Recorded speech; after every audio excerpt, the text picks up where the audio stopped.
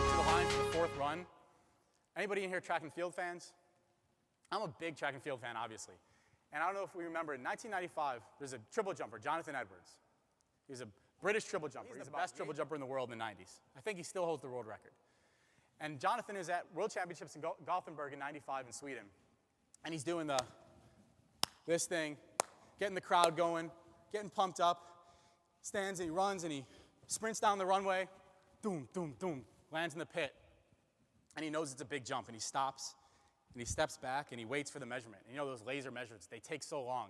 And as he's waiting, then the mark comes up and he goes screaming and he's running around and he's just like we see all these track athletes do. And I thought that was cool. It was fun. I was watching at home when I was a kid. But what came next is the thing I've always wanted. I'm going to talk today about a few, as I wind down, a few moments that I've always wanted as an Olympic athlete. And one of them was the next jump. Well, Jonathon still had another jump to take. And a lot of times you see these guys, they pass. If they're up by so much, they just pass, they wait, and they win. Not Jonathon. He was having the day of his life. And he walked out on that runway, and he just smiled. And he was, if you look up the YouTube video, it's amazing. He's got this huge smile on his face. And because he knows he's going to do something great. He has the confidence, everything is going his way, and he knows he's going to do something great. And he goes, he's smiling, and then as soon as it's time to go, then he gets his face on, runs down the runway, boom, boom, boom, lands in the pit. And this time, he's certain he's made another big jump. He just steps back, crosses, puts his hands on his hips, waits for the measurement, another world record by like 10 centimeters. And he just shakes his head, and he smiles. He doesn't run around this time.